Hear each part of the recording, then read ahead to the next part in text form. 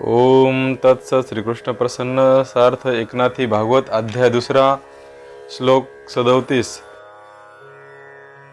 आत्मा पूर्णत्वे करून सर्वत्र एकच आहे, तथापि त्याच्याहून मी भिन्न आहे असे म्हणणे तेच भयजनक अज्ञान आहे। त्यात द्वंद्व म्हणजे भेदभाव उत्पन्न होत असल्यामुळे ते अत्यंत दुःखदायक होते। दृढ अज्ञान हेच जर भयाचे मूळ आहे आणि ज्ञान हेच मुख्यतः त्या अज्ञानाचे निवर्तक आहे, तर मग तेथे भगवत भजन कुठून लागले? असा पंडित लोकांना ज्ञानाभिमान असतो। याकरिता राजा तुला सांगतो ऐक, ज्ञानाला मुख्य कारण भक्ती आहे असा आमचा ठाम सिद्धांत आहे। त्याचेही कारण ऐक, जी ब्रह्मादिकांनाही आवरत नाही ती माया हेच अज्ञानाचे मूळ आहे। त्रिगुणात्मक असून प्राण्यांच्या मागे लागलेली आहे आणि ती अत्यंत दुस्तर आहे असे तू समज। स्वस्वरूप झाकून टाकणे हेच त्या मायेचे मुख्य लक्षण आहे। द्वैताचे स्फुरण होणे यालाच मूळ माया हे नाव आहे। ब्रह्म हे अद्वैतपणाने परिपूर्ण आहे। हे राजा, त्या अद्वैत स्वरूपामध्ये मी पण म्हणून जे उत्पन्न होते तेच खरोखर मायेचे जन्मस्थान असे तू जाण। त्या मायेच्या पोटामध्ये भय, शोक आणि दुःख ह्यांच्या राशीच्या राशी भरलेल्या आहेत। ती ब्रह्मदेव व शंकर अशा सारख्यांच्या सुद्धा पाठीस लागते, मग इतरांची काय कथा? त्या महामायेची निवृत्ती कराव्याला एक भगवत भक्तीच समर्थ आहे।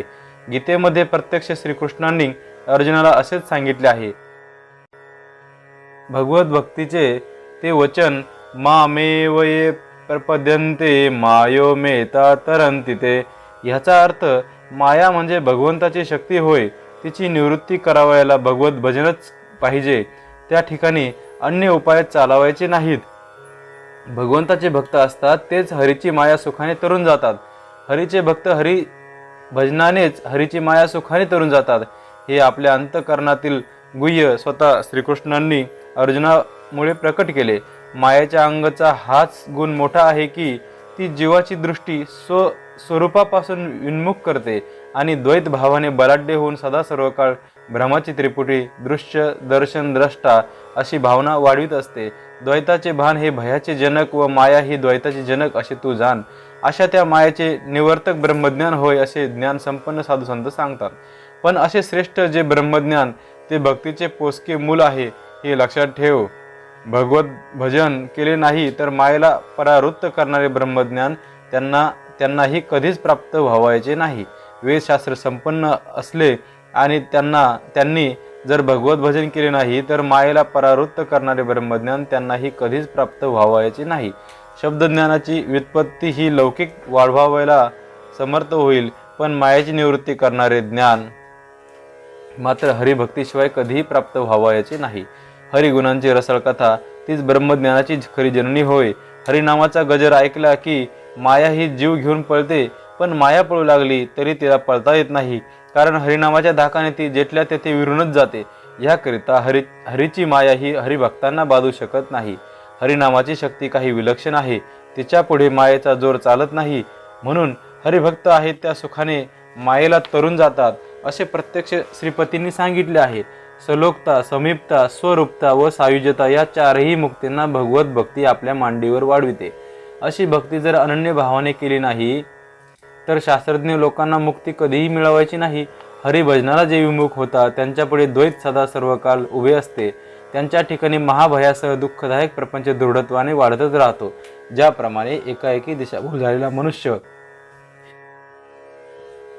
पश्चिमेकडेच पूर्व आहे असे म्हणतो, त्याप्रमाणे परब्रह्माशी विमुख झाले म्हणजे मिथ्या द्वैत माजून राहते।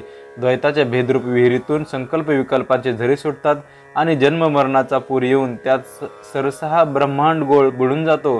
जन्म मरणाच्या ओढींनी नाना प्रकारच्या दुःखांच्या राशी व परोपरींची संकटे अभक्त लोकच शोषित असतात। तशी ओढ हरिभक्तांना स्वप्नात सुद्धा लागत नाही। भक्तीचा महिमा अगाध आहे, तिच्यात संसार बंधन शिरत नाही। असे भगवत भजन साधण्यासाठी सद्गुरु चरणाची सेवा करावी लागते। आपल्या शिष्याच्या मरणाची चिंता जो तत्वता निवारण करतो तोच खरा सद्गुरू होय।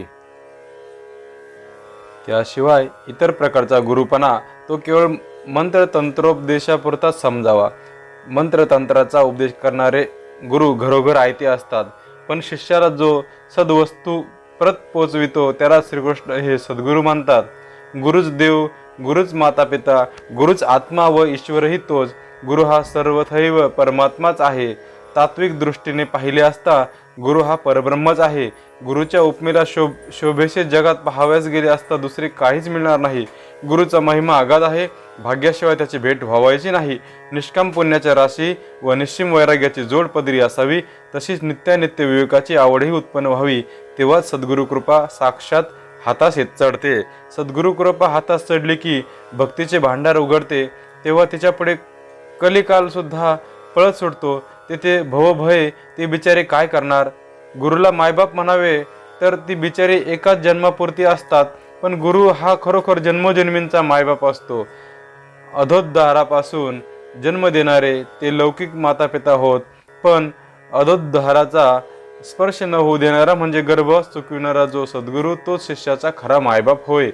गुरुला कुलदेवता म्हणावे तर तिची पूज्यता फक्त कुलधर्माच्या कर्मामध्येच असते, पण गुरु हा सर्व कर्मांमध्ये अकर्ता असल्याने सदा सर्वकाळ आणि सर्वोपरीच पूज्य आहे. गुरुला देवासमान म्हणावे तर देवाला देवपण येते, ते ह्याच्यामुळेच येते, म्हणून देवाची सद्गुरूची तुलना होत नाही हे लक्षात ठेव. गुरु आणि ब्रह्म ही दोन्ही समान असे म्हणावे तरी ही उपमा ही किंचित गौणच, कारण ब्रह्माला ब्रह्म पण गुरुवाक्यानेच येत असते.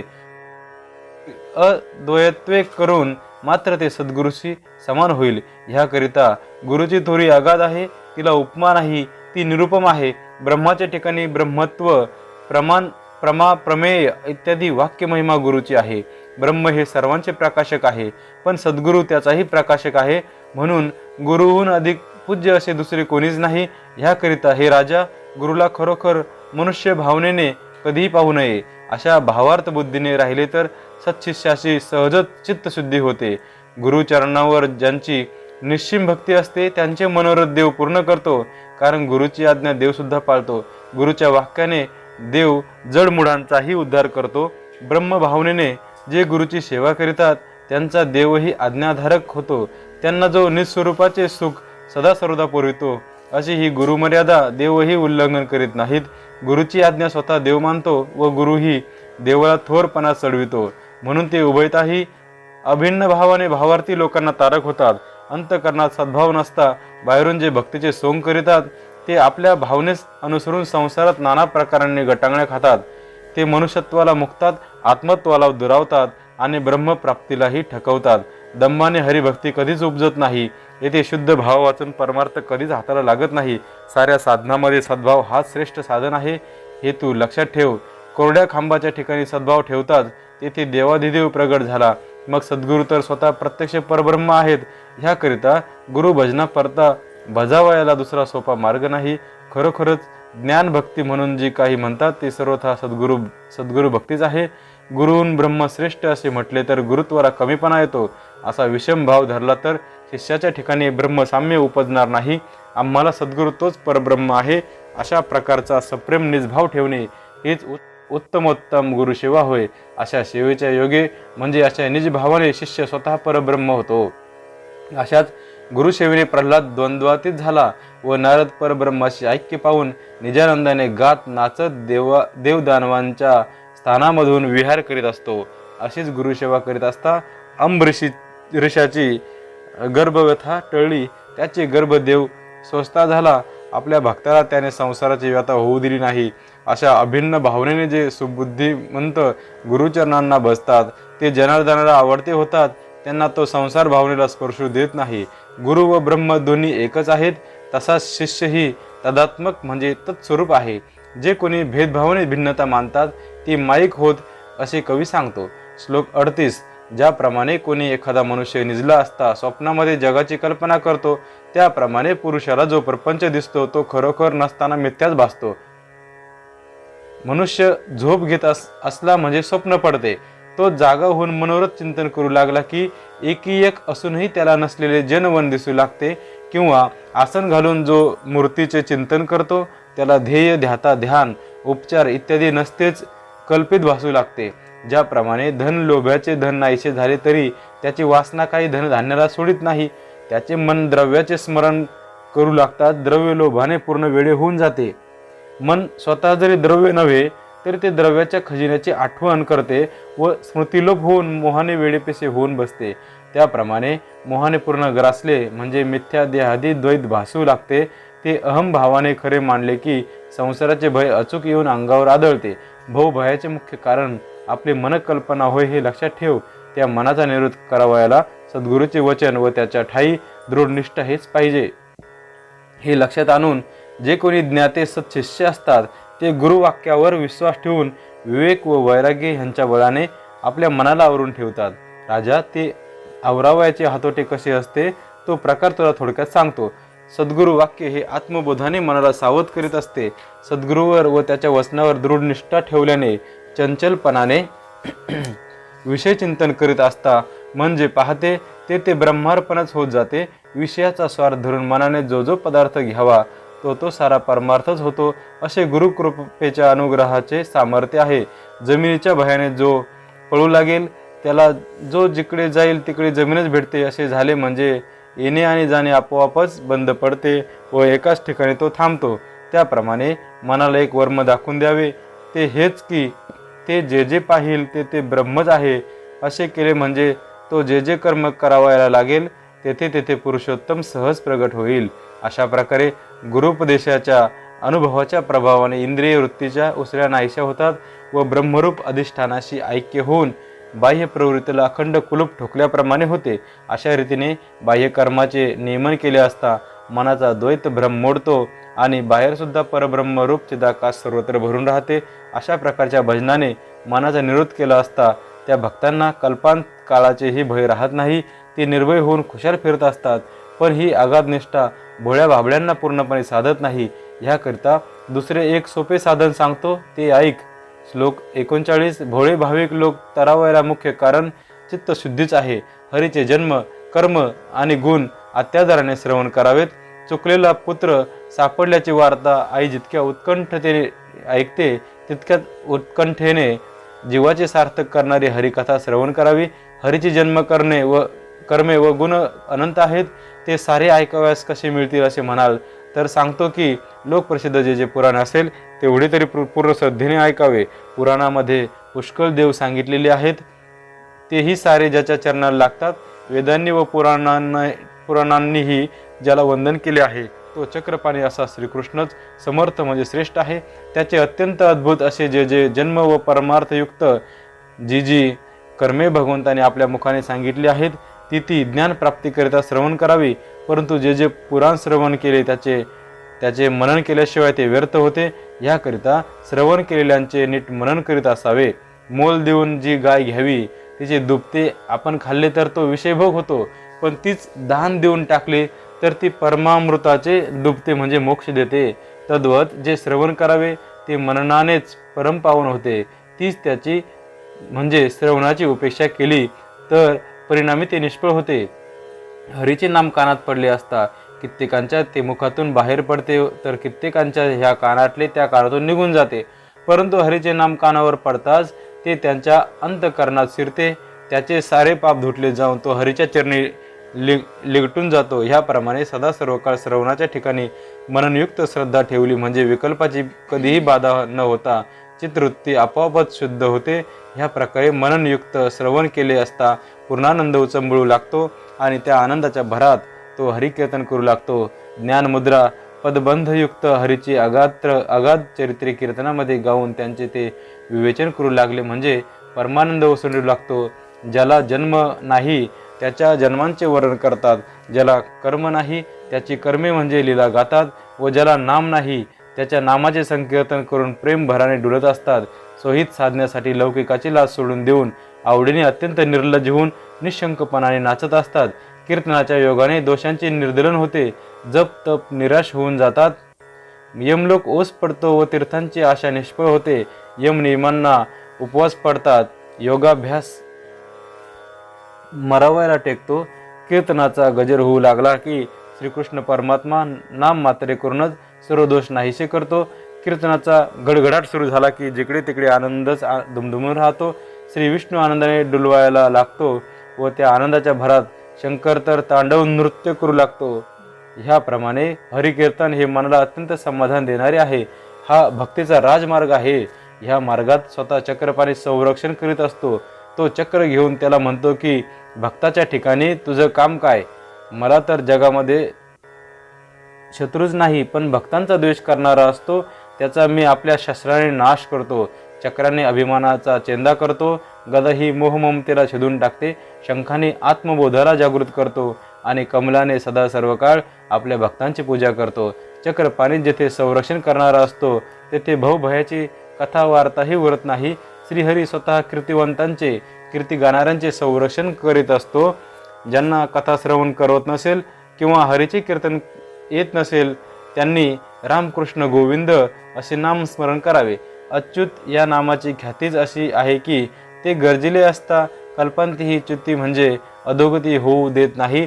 त्या नामाचे जे निरंतर स्मरण करतात ते खरोखर अच्युताचेच अवतार होते. ज्यांची वाणी रामकृष्णादी नामाचा अखंड जप करते, गर्जना करते, त्यांच्या पायाची तीर्थी लोटांगणी येतात व मोठमोठे देवही स्वतः येऊन चरणी लागतात. नामाचे तेजच काही विलक्षण आहे. ते घेणाऱ्याची पायधूळ यमसुद्धा मस्तकावर धारण करतो. नामाजवळ चतुर्भुज श्रीकृष्ण सदा सर्वकाळ तिष्ठत असतो.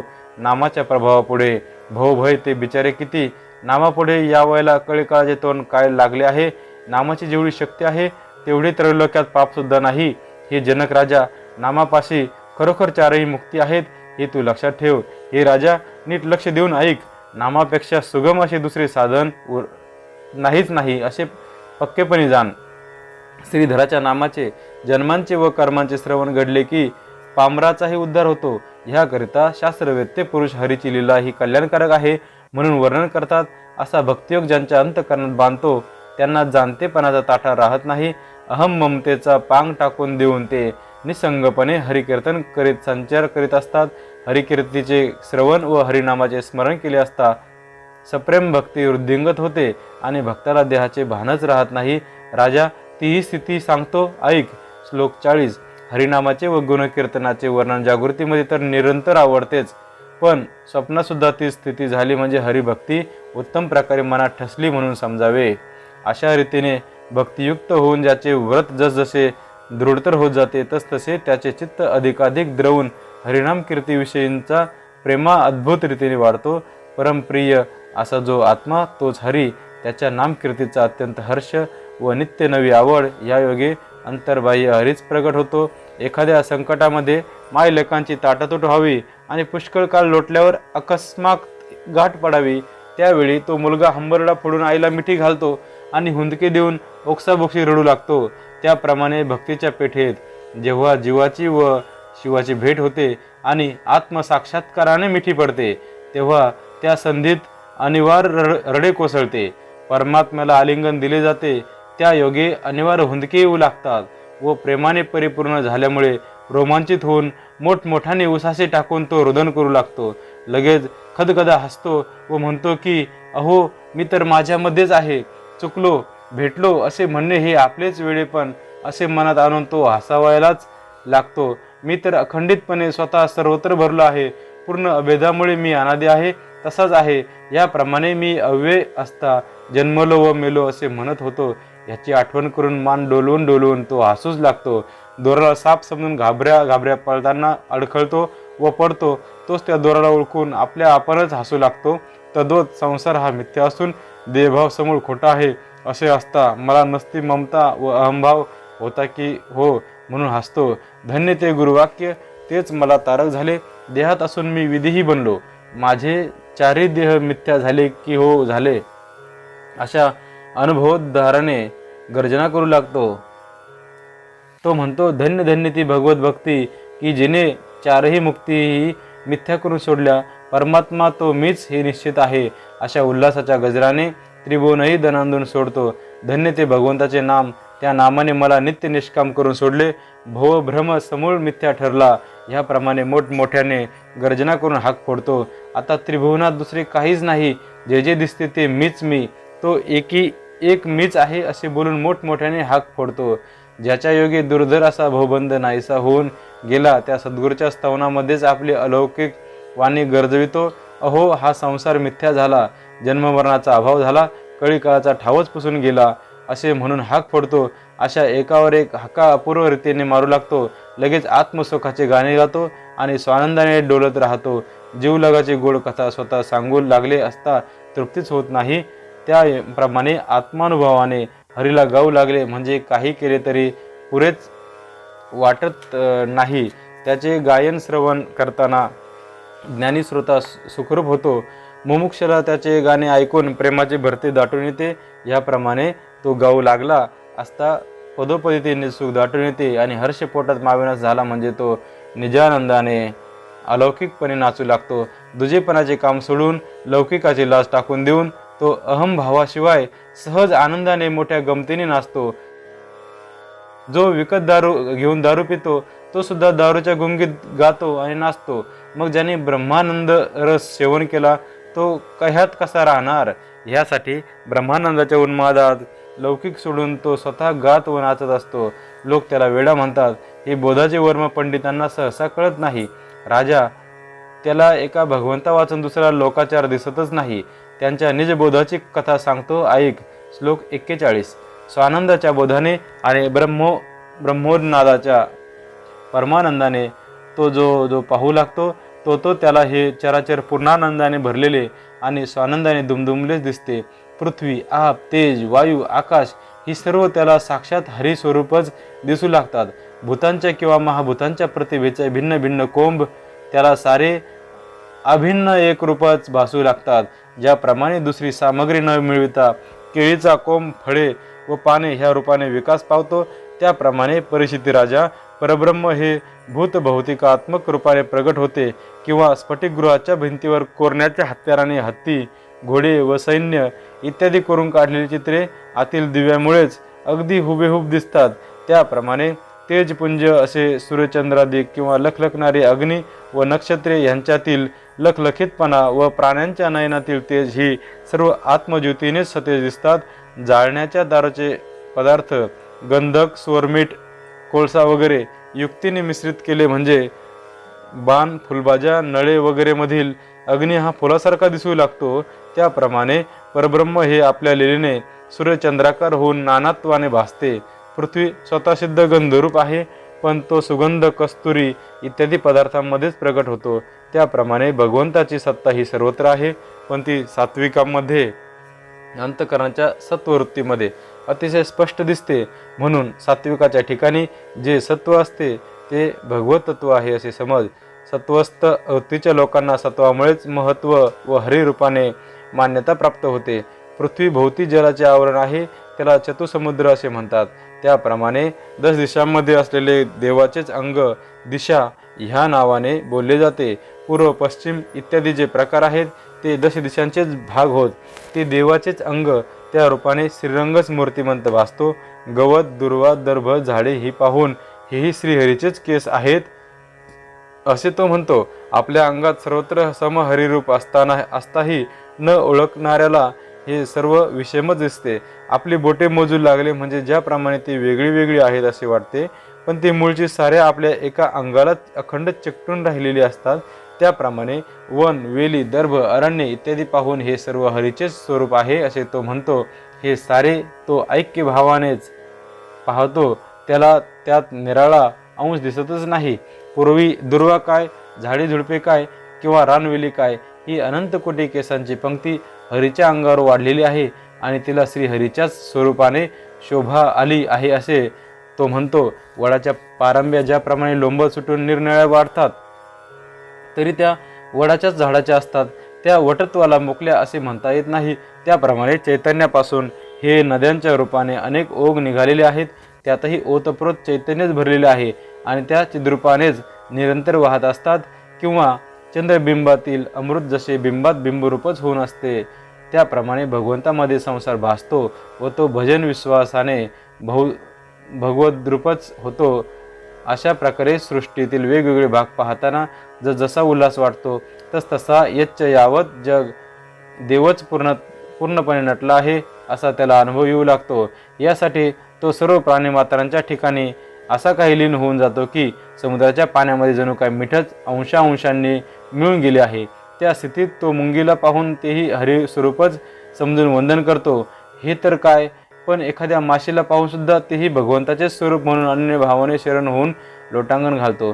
गाय असो की गाढव असो, चांडाळ असो की श्वान असो, लोकात ज्यांना अत्यंत निंद्य व कनिष्ठ समजतात त्यांनाही पूर्ण भगवत रूप मानून अनन्य भावाने लोटांगण घालतो. पाषाणसुद्धा हरिरूपच समजतो. तृणाला सुद्धा भगवत स्वरूप मानून वंदन करतो. स्थावर जंगमादिकांना सुद्धा चिदक्य भावाने लोटांगण घालतो. हरिनाम स्मरणाच्या महिम्याने एवढा लाभ कसा होतो म्हणशील हे राजा? त्यातील मर्म ऐक. विधीपूर्वक पूजा विधान किंवा श्रवण स्मरण व कीर्तन करीत असता ज्याची सर्व काळ पूर्ण चिदैक्य भावना असते त्यालाच पूर्ण प्राप्ती साध्य होते असे तू समज. श्लोक 42. हे चक्रवर्ती जनक राजा ऐक. अशी जेथे भगवत भक्ती असते तिच्यापाशी गोवत्स न्यायाने विषय विरक्तीही धावून येते. हे असो, जुळी फळे असली म्हणजे ती एकमेकास सोडू शकत नाहीत. त्याप्रमाणे भक्ती आणि विरक्ती ह्या एकदमच उत्पन्न होतात आणि त्यांच्या सामर्थ्यावर भक्त हेही समर्थ होतात.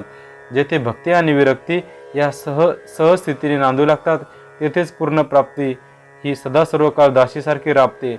याप्रमाणे भगवत भक्ती ही त्रिभुवनामध्ये महान समर्थ आहे आणि भक्ती विरक्तीच्या एकोप्यामुळे भक्तांच्या घरी प्राप्तीही नांदू लागते. आता भक्ती, विरक्ती आणि अनुभव प्राप्ती ह्या तिन्ही एकाच काळी कशा उत्पन्न होतात ती स्थितीही तुला विशद करून सांगतो. जशी जशी भगवत भक्ती करावी तशी तशी विषयांमध्ये विरक्ती उत्पन्न होत जाते आणि तदनुसार अनुभव स्थितीही भक्तांना त्याच वेळी प्राप्त होते. भुकेलेल्या मनुष्यापुढे षडसान्नाचे ताट वाढून ठेवले म्हणजे त्याला प्रत्येक घासाबरोबर पुष्टी, तुष्टी व क्षुधानाश आपोआप लाभतात. जितका जितका घास घ्यावा तितका तितका क्षुधेचा नाश होतो आणि तितके तितके पोट भरत येऊन सुख व समाधानही तितकेच वाढत जाते.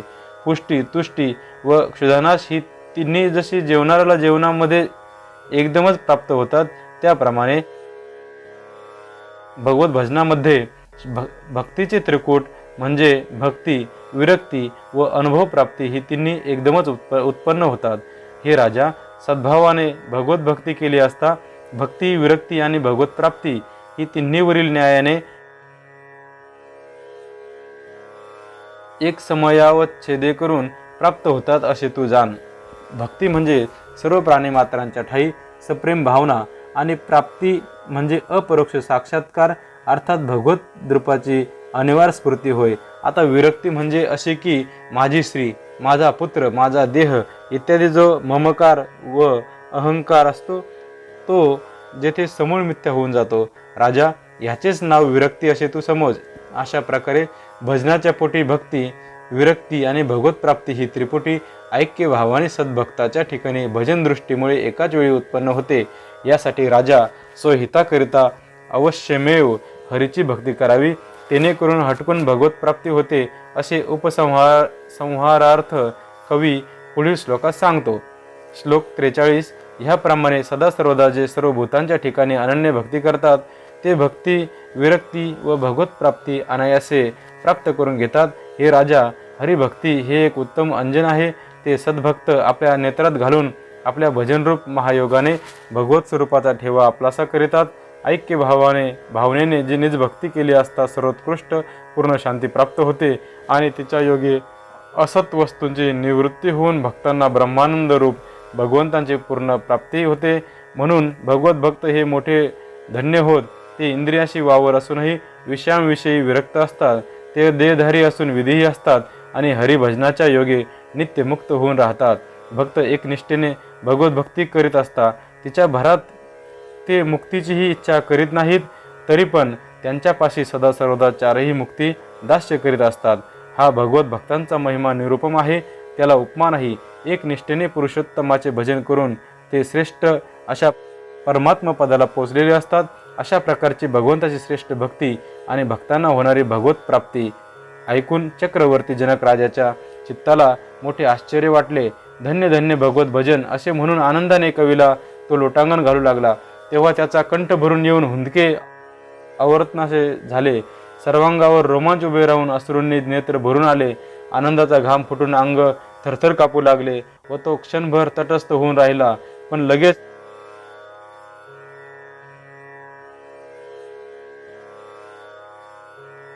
देव भानावर आला. कारण न जाणो हे महर्षी आपल्याला न विचारताही निघूनही जातील असे त्याला वाटले. अशा अत्यंत काकुळतेने राजाने डोळे उघडून पाहिले. तो ऋषीमंडळी बसलेली पाहून त्याच्या मनाला अत्यंत आनंद झाला. त्या आनंदाच्या भरात तो डोलू लागला आणि म्हणाला, ज्यांना पूर्ण प्राप्ती झालेली असते असे भगवत भक्त जगामध्ये कसे वागतात, ती सारी लक्षणे आता ह्यास विचारून पाहू. श्लोक 44.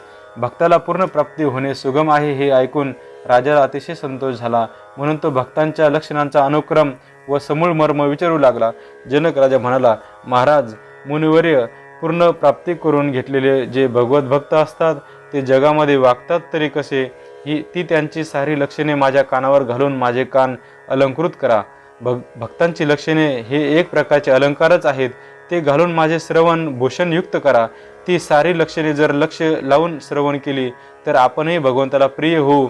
त्यांचा धर्म कोणता, त्यांचे कर्म कसे असते, अंतःकरणामध्ये पुरुषोत्तमाला ठेवून ते कसे काय वागतात, त्यांची बोलण्याची शैली कशी, कोणत्या स्थितीने आणि कोणत्या रीतीने हरीचे भक्त हरीला प्रिय होतात. स्वामी, अशा लक्षणांच्या जितक्या मालिका असतील तितक्या साऱ्या मला सांगाव्यात. या जनकराजाच्या प्रश्नाने त्या सर्व मुनीश्वरांना मोठा संतोष झाला व कवीहून धाकटा असा हरी नावाचा बंधू त्याच्या प्रश्नाचे उत्तर देण्यास पुढे सरसावला. श्लोक 45. राजाला हरी म्हणाला, हे राजा, भक्त लक्षणांचे अनेक प्रकार आहेत.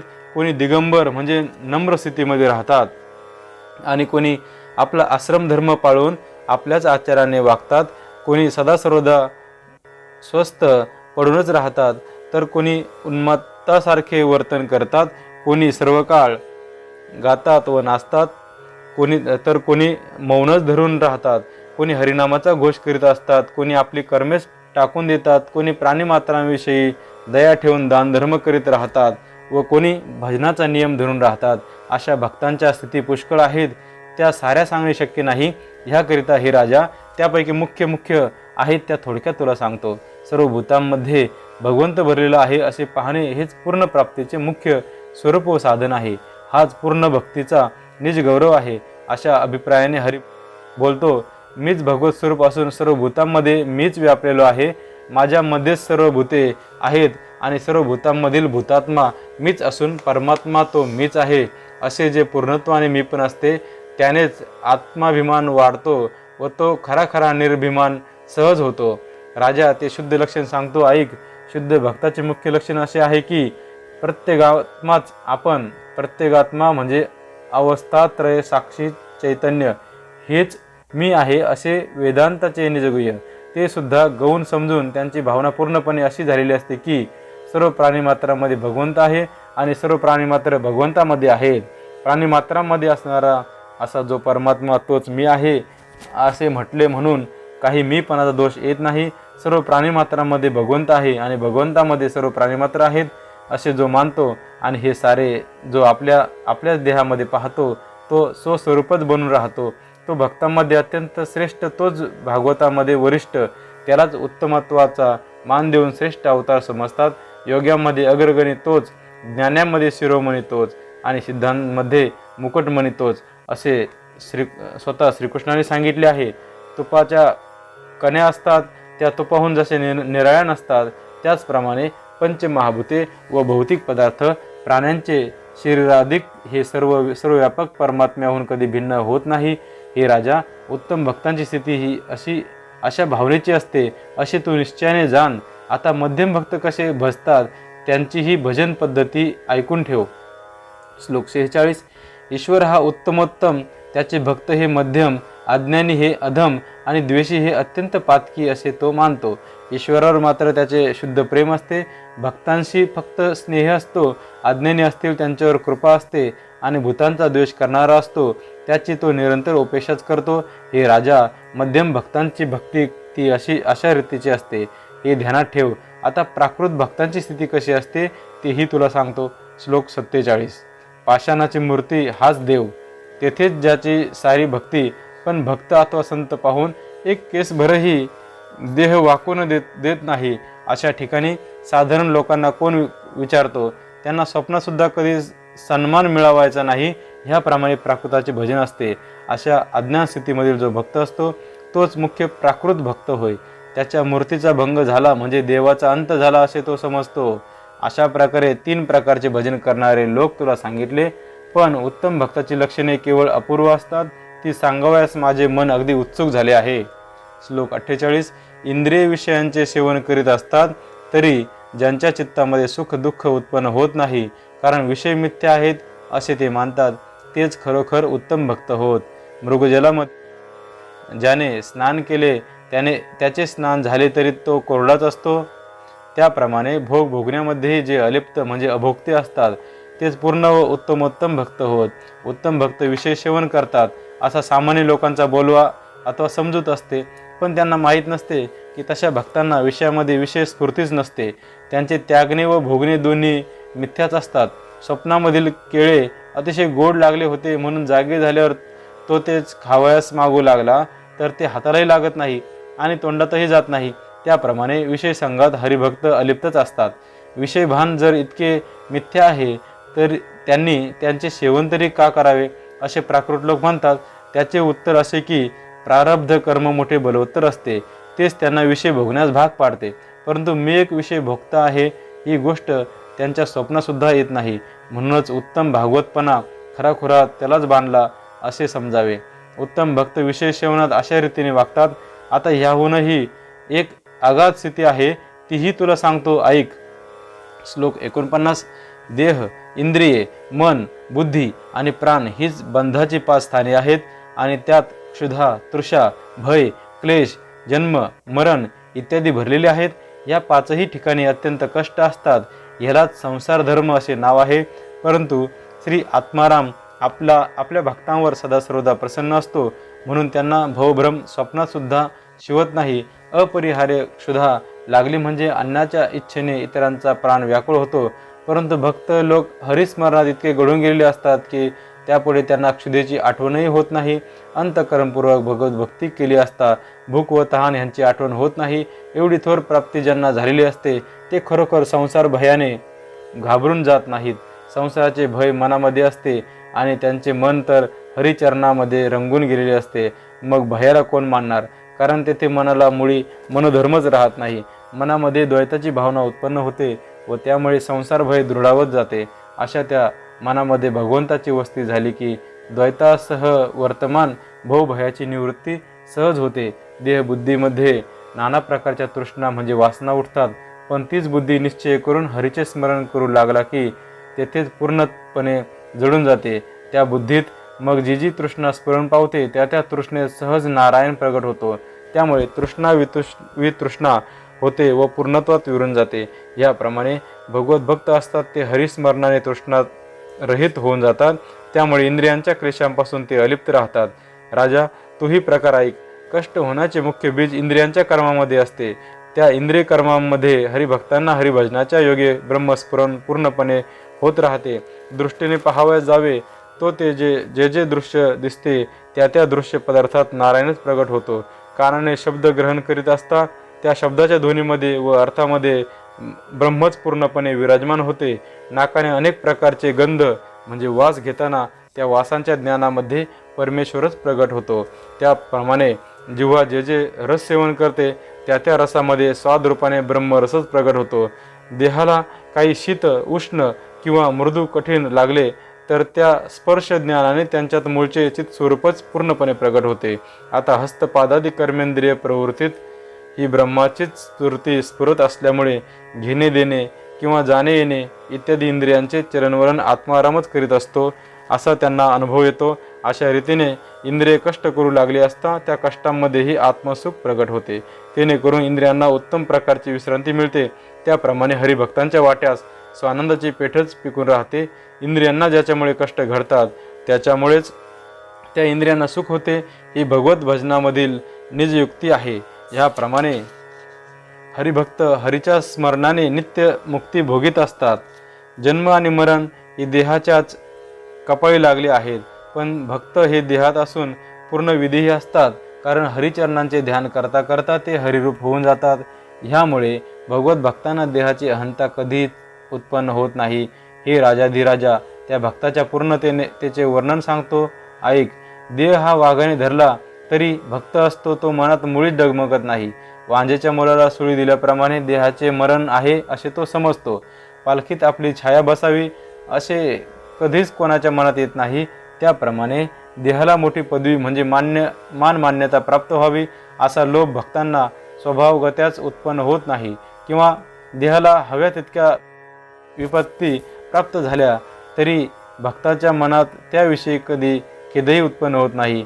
आकाशावर तरवारीचा घाव केला तर ते जसे कधी काकुळतीला येत नाही, त्यातलाच तो प्रकार होय. देह हा आईच्या पोटी जन्मास आला, त्यायोगी मी जन्मास आलो असे भक्त म्हणत नाही. डबक्यामध्ये सूर्याचे प्रतिबिंब पडले तर मी डबके झालो असे काही सूर्य म्हणत नाही. सकाळपासून संध्याकाळपर्यंत सूर्य प्रकाशतो, त्या प्रकाशाने ढगामध्ये गंधर्व नगराचा भास होतो. गंधर्व नगर मी उत्पन्न केले असे सूर्य म्हणत नाही. त्याप्रमाणे अदृष्ट आहे तेच देहाचा सांभाळ करते, तेथे मी करतो असे त्याच्या मनात उठत नाही. भक्ताच्या देहाला मरण प्राप्त झाले तरी त्याला हेतुरहित हरीचे स्मरण असते. ह्यामुळे देह पडला तरी आपण न मरता पूर्णत्वाच्या योगे पूर्णत्वानेच उडतो. डबके सारे आटून गेले तरी सूर्य काही मी नाहीसा झालो असे समजत नाही. तद्वत देह गेला तरी भक्त हरिस्मरणाच्या योगे सद्रूपाने विश्रांत साठलेला असतो. दोरावर भासणाऱ्या सर्पाला काय आधी मारून मग दोराला दोर करावा लागतो? नाही. आपल्या मूळ स्वरूपाने न पालटता सारा दोराच्या रूपाने अखंड असतो. त्याप्रमाणे हरिभक्ताला देहाचा अभाव असतो, मग काळ घाव घालणार तरी कोणावर? आता आम्हीच म्हणजे ब्रह्मरूप आहो आणि त्या ब्रह्मत्वामुळे आमचा आम्हीपणा, देह हाच मी असा अभिमान व्यर्थ झाला. ह्याप्रमाणे संसारातील जे देहधर्म आहेत ते व कर्माकर्म ही ज्याला शिवतसुद्धा नाहीत, मोहाने ज्याला बहुभ्रम कधीच होत नाही, तोच मुख्यत्वे करून भक्तोत्तम होय. राजा, तुला आणखी एक खूण सांगतो, ज्याचा कामसुद्धा नारायण होतो असे भक्त लक्षण ऐक. श्लोक 50. अंतःकरणात आत्मारामाचे चिंतन करता करता हृदयातील काम आत्माराम होतो, त्याला देवाधिदेव पुरुषोत्तम संतुष्ट होऊन सर्व कर्मात प्रकट होतो. तेव्हा हृदयात ज्या ज्या वासना असतात त्या सर्व हरी सुखालाच चिकटतात. अशा रीतीने साऱ्या वासनाच हरिरूपाशी जडल्या म्हणजे त्याला हरी हाच दृढ आश्रय होऊन राहतो. त्यावेळी भक्ताचा जो काम विषयाभिलास असतो तो आत्मारामच होतो. त्याच्या वासनेचा निज संभ्रम स्वतः पुरुषोत्तमच होतो. जगामध्ये हरीची भक्ती उत्तमातील उत्तम आहे. ती भक्ताला कामानेच निष्काम करीते. एकामागून एक उद्भवणाऱ्या वासनांचा अनुक्रमणे हळू लागले म्हणजे निर्वासनारूप ब्रह्म आपोआप प्रकाशित होते. एक वृत्ती नाहीशी झाली व दुसरी जोपर्यंत उठली नाही तोपर्यंत म्हणजे त्या संधिकाळात निर्विकल्प चैतन्य स्पष्ट भासू लागते. घासाघासाला रामाचे स्मरण केले असता ते अन्नच पूर्ण ब्रह्म होते. हे जनक राजा, या रीतीने भक्त हा विषयात मुक्त स्थिती अनुभवितो. असा जो निष्कामनिष्ठ असतो तोच भागवतांमध्ये श्रेष्ठ होय. त्यालाच मुख्यत्वाचा मान देणे योग्य आहे. तो आपल्या उत्तमत्वानेच श्रेष्ठ आहे असे समज. राजा, उत्तम भक्त असे वर्तत असतात. ती त्यांची वर्तनस्थिती तुला 3 श्लोकांनी सांगितली. ह्यानंतर उत्तम भक्त हे कोणत्या गुणांमुळे भगवंताला प्रिय होत असतात ते लक्षण सांगण्यासाठी अत्यंत उल्हासाने हरी बोलू लागला. श्लोक 51. सामान्य लोकांना देहात्मभाव असतो. त्याने गुरुकृपा संपादन करून भजन केले असता त्याच्या अभिमानाचे स्वरूप मी स्वतः नारायण स्वरूप आहे या भावनेत पालटते. मी देह ही भावना समूळ मिथ्या आहे, वस्तुतः मी नारायण हेच खरे आहे अशा भावनेचा अभ्यास दृढ झाला असता त्या भावनेमध्येच अभिमान विरून जातो. देहाभिमान हरिचरणाच्या ठाई लीन झाला म्हणजे भक्त निरभिमान होतो. तेच निरहंतेचे लक्षण हरी पूर्णपणे सांगत आहे. निरहंकाराची लक्षणे अशी की तो जन्मून मी जन्मोल असे म्हणत नाही. सोन्याचे कुत्रे केले तरी सोने कुत्र्याच्या आकारात असतानाही कुत्रे होऊ शकत नाही. त्याप्रमाणे जन्माधिकांचा अहंभाव उत्तम भक्ताला असत नाही. तो कर्मक्रियेचा नित्यक्रम चालवितो, पण त्याचा कर्ता मी असे मात्र म्हणत नाही. सूर्य ज्याप्रमाणे आकाशात असूनही पृथ्वीवरील सूर्यकांतापासून अग्नी उत्पन्न करीतो, त्याप्रमाणे उत्तम भक्त सर्व कर्मे करूनही आत्मदृष्टीने अकर्ता असतो. सूर्यामुळे सूर्यकांतापासून अग्नी उत्पन्न होतो. त्या अग्नीने मग यज्ञ होत की दावाग्नी भडको की त्याने सूर्याचे अंग काही भाजू शकत नाही. त्याप्रमाणे हाही सर्व करून शुद्ध अकर्ता असतो. न हलणारे म्हणजे जड अचेतन असे लोखंड लोहचुंबकामुळे हलू लागते, पण लोखंडाच्या त्या हालचालीपासून लोहचुंबकाला कसलीच बाधा होत नाही, तो क्रियावान होत नाही. त्याप्रमाणे हाही सर्व कर्मे करून निर्भिमानपणाच्या जोरावर अकर्ता असतो. देहाची कर्मे प्रारब्धाने होत असतात, त्यांचा करता मी असे म्हटले की ती बाधक होतात. परंतु भजनाच्या योगे परमात्मा प्रतीतीमुळे सर्व कर्मात भक्त निरहंकारच असतो. ह्या प्रकारे देहाची कर्मे चालली असता पूर्ण प्रतीतीमुळे म्हणजे पूर्णत्वाच्या अनुभवामुळे भक्त अकर्ताच असतो. तो स्वाभाविक निरहंकृतीमुळे कर्माचा भार माथ्यावर घेतच नाही. आपला जन्म उत्तम वर्णात झालेला असला तरी मी ब्राह्मण असे तो म्हणत नाही. कुंकुमामध्ये ठेवलेला स्फटिक लाल वर्णाचा दिसतो, पण तो स्फटिक मी लाल आहे असे कधी म्हणत नाही. ज्याला देहाचा अभिमान नसतो तो देहाचा वर्ण घेऊन बसत नाही. त्याचप्रमाणे ज्ञान संपन्न भक्त आश्रमाचाही कधी अभिमान बाळगत नाही. तो देहाने संन्यासाश्रमी झाला तरी मी परहंस म्हणजे संन्यासी असे तो म्हणत नाही. नाटकात नटाच्या अंगावर राजविलासी पोशाख चढविला तरी तो नट मी राजा झालो असे मानित नाही. त्याप्रमाणे भक्त आश्रमादी अवस्थेचा अभिमान धरीत नाही. तसेच उत्तम भक्त जातीचाही भार माथ्यावर घेत नाही. उंच नीच अशा पुष्कळ जाती आहेत, परंतु त्यातली अमकी एक माझी जात असे तो म्हणत नाही. ज्याप्रमाणे गंगेच्या तीरी अनेक गाव असतात, पण त्यातला अमुक एक गाव माझा असे गंगा म्हणत नाही. त्याप्रमाणे पूर्ण भक्त असतात, जे ते जन्म कर्म वर्णाश्रम व जाती यांचा अभिमान बाळगीत नाहीत. ते स्थूल सूक्ष्म कारण महाकारण अशा चारी देहांचा अभिमान स्वप्नातही धरीत नाहीत. आशंका तर मग भक्त असतात ते वर्णाश्रम जाती सर्वच टाकून देतात की काय? उत्तर तसे नव्हे. ते त्यात असून त्यांचा अहंकार त्यांना असत नाही, अशी त्याची उपपत्ती तुला सांगितली. जीव जेव्हा जन्मास येतो तेव्हा त्यांच्याबरोबर काही वर्णाश्रम जात वगैरे येत नाही, तर जन्माभिमानाने कुल गोत जात ही माझी असे तो आपल्या माथी घेतो. अशा नसत्या अभिमानाने ब्रह्मदेवागदिक सुद्धा गुंतून पडतात. वर्णाश्रम धर्म व जाती वाढून मोठमोठे विद्वान सुद्धा आपोआपच आपापल्या अभिमानात गुंतून राहतात. अहंतेची अशी मोठी दुर्धर गती आहे. ब्रह्मादिकाची सुद्धा त्यातून सुटका होत नाही. कल्पांती सुद्धा त्यांना ती सुटत नाही. मोठे ज्ञान संपन्न असतात ते सुद्धा स्वाभिमानाने फसले जातात. इकडे भक्तांच्या भाविक स्थितीत भगवत भक्तीमुळे अभिमान नाहीसा होऊन जातो. हे राजा, ती भक्तांची निरभिमान स्थिती तुला दाखवून दिली. ज्याचा देहाभिमान समोर झडून जातो तोच देहधारी देवाला प्रिय होतो. असे भक्तच देवाचे अत्यंत लाडके होतात, हे लक्षात ठेव. ते जे कौतुकाने मागतात ते सर्व देवच स्वतः होतो. त्यांच्या परम संतोषाने देवही सुखी संतुष्ट व पुष्ट होतो. भक्त जिकडे तिकडे जातो तिकडे तिकडे देव स्वतःच उभा राहतो. भक्त ज्याची इच्छा करतो अथवा जे पदार्थ पाहतो ते पदार्थ देवच होतो. त्याला कदाचित कोणाची दृष्ट लागेल म्हणून देव त्याच्या मागे पुढे व सर्वांगाच्या सभोवती राहतो. भक्तीमुळे भक्तांचा पांगला होऊन व त्यांच्या भक्तीला भाळून त्यांच्याबरोबर चालत असतो. ज्याप्रमाणे तान्ह्या बाळाच्या प्रेमासाठी जेव्हा भावाने आई त्याची सेवा करते, त्याप्रमाणे भक्ताच्या निर्भिमानामुळे देव स्वतः त्याची सर्व काही करतो. ह्याप्रमाणे आपल्या भक्तांचे देव संरक्षण करीत असताना त्याच्या मनात एक धाक उत्पन्न होतो, तो हा की हा जर माझ्याशी ऐक्य पावला तर मग हे प्रेम मी कोणाशी करावे, कृपादृष्टीने कोणाकडे पाहावे, गुज गोष्टी कोणाला सांगाव्या, चारी हातांनी कोणाला मिठी मारावी, अशी त्याला प्रेमाची आवड मोठी विलक्षण असते. अशा काकुळतीने त्याला श्री अनंत ऐक्य भावाने आपला भक्त करून ठेवतो व मग देव आणि भक्त ह्यामध्ये देवस्व आनंदाने नांदत असतो. अशा प्रकारे तो अनन्य प्रीतीने आपणच आपली भक्ती करीत असतो. हेच वेदांतामध्ये निरूपण केलेले आहे आणि ह्याचेच नाव अद्वैत भक्ती. तशा भक्तीला चारही भुजांनी आलिंगन देत असता देवाला तृप्ती म्हणून होत नाही, मग तो त्याच्या आत शिरून परमार्थतः आलिंगन देतो.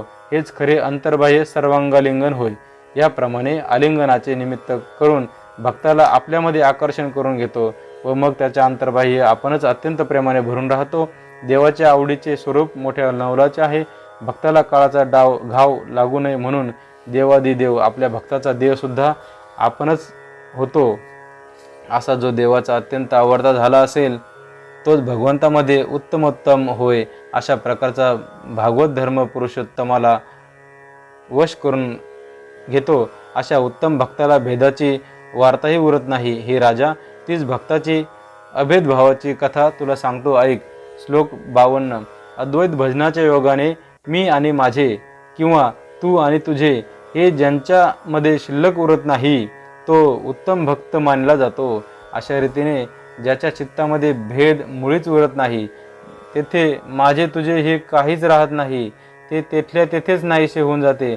ज्याप्रमाणे अग्नीला जे जे येऊन टेकते ते ते अग्नीच होऊन जाते, त्याप्रमाणे अभेदरूप झालेला भक्त जे जे पाहतो ते ते स्वाभाविक रीतीने आत्मस्वरूपच होऊन जाते। आपले द्रव्य दुसऱ्यापाशी देताना त्याच्या चित्ताला शंका येत नाही, परकेपणाची वार्तासुद्धा त्याला दिसत नाही, व कोणी विकल्प घातला तरी त्याच्या मनात तो उतरत नाही। डाव्या हातातील पदार्थ आपणच उजव्या हातात दिला तर त्यात देणारा कोण आणि घेणारा कोण, त्याप्रमाणे सर्व प्राणीमात्रांच्या ठिकाणी त्याचे एकात्मताच होऊन जाते। आपल्यासुद्धा साऱ्या देहामध्ये भक्तांना भगवंताशिवाय दुसरे काही दिसत नाही, म्हणून त्यांच्या ठिकाणी शांती ही निशंकपणाने नांदत असते।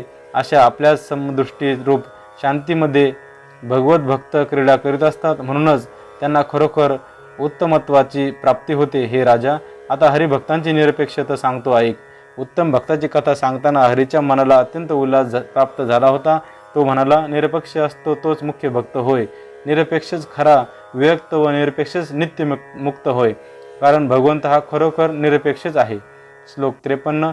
आपला खरा स्वार्थ साधण्याच्या अवस्थेत सप्रेम भक्ती करीत असता अत्यंत प्रीतीने व निजनिष्ठेने भक्त आपली सारी वृत्ती हरीच्या चरणावरच ठेवीत असतो, तेव्हा त्रैलोक्याच्या संपत्ती हात जोडून प्रार्थना करीत त्याला वरण्यासाठी आल्या तरीही तो आपली चित्तवृत्ती एक अर्धा क्षण सुद्धा हरिचरणाकडून काढण्यास तयार नसतो, इतका तो परमार्थाला लंपट असतो। त्याने एक अर्धा क्षण चित्तवृत्ती तेथून काढली तर त्रैलोक्याची संपत्ती त्याच्या हातात सडेल, तर मग इतका स्वार्थ त्याग करण्यात हरिभक्ताला लाभ कोणता असे म्हणाल तर सांगतो, हरिचरणाच्या ठिकाणी रत असता जो साक्षात्कार होतो त्याच्या क्षणार्धाचा जो लाभ, त्याच्यापुढे हे त्रैलोक्याचे वैभव किंवा संपत्ती भक्तांना तृणप्राय वाटते। सर्व जग उत्पन्न करणारा ब्रह्मदेव पितामह त्रैलोक्याचे ऐश्वर्य वस्तुतः त्याच्या अंगणात लोळत असते। त्रैलोक्याच्या वैभवाहूनही ब्रह्मदेवाची पदवी फार मोठी आहे, असा तो ब्रह्मदेवही आपल्या सुख स्वार्थासाठी हरीचे चरण धुंडीत असतो। ब्रह्मलोक ही लोकची वैभव संपत्ती जोगारून देऊन ब्रह्मदेवही एकांतात बसून रात्रंदिवस हरीच्या चरणांचे ध्यान करीत असतो, तरी त्याला सहसा प्राप्ती होत नाही। ब्रह्मदेवाला हरिचरण प्राप्त न झाल्यामुळेच तो अभिमानी झाला, आणि त्या अभिमानामुळेच त्याने गोकुळातील गोपाळ व वासरे चोरून नेली, हे लक्षात घे। त्यावेळी आपण कष्ट न करिता व आपले कृष्णपणही मोडू न देता पूर्णत्वे करून आपल्या लीलेने सारे गोपाळ व त्यांची वत्से आपणच होऊन राहिला। ही हरीची अद्वैत लीला पाहून ब्रह्मदेव वेडा होऊन गेला, आणि त्यावेळी आपल्या ब्रह्मपदाचा अभिमान सोडून देऊन अनन्य भावाने हरीच्या चरणी शरण झाला। ब्रह्मदेवही ज्याच्या चरणी लागतो असा कैलासधिपती श्रीशंकर, पण तोही आपले कैलासाचे राज्य सोडून देऊन महास्मशानामध्ये बसून हरिचरणाचे ध्यान करीत असतो। कमरेत कौपिन घालून सर्वांगाला भस्म चर्चून मस्तकावर जटा धारण करून हरिचरणाचे तीर्थ गंगा शिरावर घेऊन शंकर आपल्या हृदयामध्ये निरंतर हरिचरणाचे चिंतन करीतो। याप्रमाणे ब्रह्मदेव आणि शंकर यांनाही हरिचरणाचा ठाव लागत नाही। तेथे जो त्रैलोक्याचे वैभव थोर मानतो तो पामर अत्यंत हतभागी समजला पाहिजे। हरिचरणाच्या क्षणार्ध प्राप्तीपुढे भक्त लोक त्रैलोक्याची राज्य संपत्ती वळून टाकतात, हे लक्षात ठेव। हरिचरण सारामृताची गोडी एक क्षणार्धही मिळेल तर त्या लाभावरून निजभक्त त्रैलोक्य वैभवाच्या राशीच्या राशी मनापासून ओवाळून टाकेल। तात्पर्य, ह्या लोके हरिचरणाहून दुसरे सारामृत कसलेच नाही, याकरिता तन्मन धनाने ते चरणारविंदालाच निश्चितपणे जुळून राहतात। हे राजा, डोळ्याची पापणी लवेपर्यंत किंवा चुटकी वाजेपर्यंत सुद्धा हरीचे चरण जे सोडित नाहीत तेच वैष्णवांमध्ये अग्रगण्य व उत्तम भक्त होत, हे लक्षात ठेव। जे त्रैलोक्य वैभवाचे सुख भोगतात त्यांनाही अनुताप होत असतो, त्यांच्या तापाची निवृत्ती होण्याला हरिचरण प्राप्ती हेच काय ते साधन आहे, कसे ते सांगतो ऐक। श्लोक 54। हरिचरणाचा पराक्रम फार थोर आहे। त्या श्रीहरी त्रिविक्रमाने आपल्या पदाने त्रैलोक्य आकलन करून सोडले। तो चरण वृक्ष आपल्या अद्भुत पराक्रमाने ब्रह्मांड भेदूनही पलीकडे गेला। त्या पादवृक्षाच्या 10 शाखा म्हणजे त्याच्या दोन्ही पावलांची 10 बोटे होत। शाखांच्या अग्रभागावर फळे शोभतात त्याप्रमाणे बोटाच्या अग्रभागी नखमणिचंद्रिका शोभते. त्या नखरूप चंद्रिकेचे चंद्रकांत मणे चरणरूप चंद्रामृताच्या योगाने नित्य स्रवत असतात आणि ते अमृत भक्तरूपी चकोर सेवन करून सर्व काळ आनंदाने तृप्त असतात.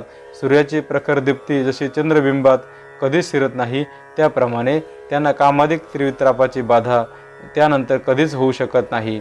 जे हरिचरणरूप चंद्राचे चकोर असतात त्यांच्यासमोर स्वप्नातसुद्धा संसार ताप येत नाही.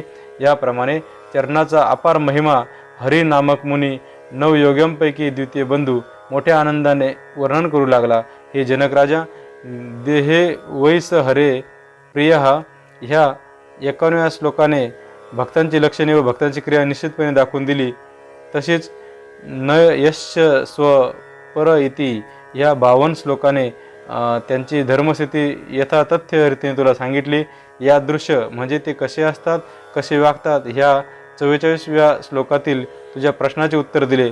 भगवत भजनाने आणि आत्मानंदाने त्यांची तृप्ती होते आणि असे ते हरिभक्त त्रिविध तापांची निवृत्ती करून शांत राहतात. हे सर्व सांगितले. आता त्यांच्या बोलण्याची पद्धती आणि निरंतर चाललेली नामाची गर्जना कशी असते तेही संक्षेपाने शेवटी हरी ऋषी सांगत आहेत. प्रेमळ भक्तांचे जे निश्चिम प्रेम तीच सर्व लक्षणातील मुख्य स्थिती होय. श्रीपतीला सुद्धा तिचे उल्लंघन करता येत नाही. याचेही वर्णन आता पुढील उपसंहारात्मक श्लोकात हरी सांगत आहे. श्लोक 55. तोंडाला चुकून जरी हरीचे नाम आले तरीसुद्धा ते सर्व पातकांचा नाश करते असे ते हरीचे नाम. भक्तजन निरंतर गरजत असतात. ह्याप्रमाणे ज्याच्या जीवेवर नाम निरंतर नाचत असते, जे स्वानंदाने हरिनामाचा गजर करीत असतात ते संसारामध्ये अत्यंत धन्य होत. पूर्व प्रेमाने व सद्भावाने नित्य नामस्मरण केले असता वृत्ती आपोआप पलटून जातात. तेही लक्षण सांगतो ऐक. नामाबरोबर हृदयामध्ये हरी शिरतो. त्या धाकाने अंतरात पूर्णपणे हृदयशुद्धी होऊ लागते. तेव्हा वासना प्रपंचाला सोडून जनाजनात चिकटते व अहंकार अहमपणाला सोडून सोहम परब्रह्म तेच मी या भावनेमध्ये शिरते. चित्त हे चित्ताला विसरून भगवंताला जळून राहते. मनाचे मनपणाही मोडून ते संकल्प विकल्प करावयाला विसरते. बुद्धी ही कृतनिश्चयाने समाधिरूप होऊन राहते. अशी हृदयाची शुद्धी झालेली पाहिली म्हणजे तेथून खरोखरच हरी बाहेर निघत नाही. हरिनाम प्रीतीने हरी जो हृदयामध्ये शिरला तो भक्त प्रीतीमुळे बाहेर निघावायचेच विसरून जातो. भक्ताने पुण्य प्रेमाची दोरी करून तिने त्याचे चरण धरून हृदयामध्ये घट्ट बांधून ठेवले असता तेथून तो कसा निघणार. परंतु भगवान हा अनंत बलशाली असून तो बलिष्ठ दैत्यांचाही संहार करतो.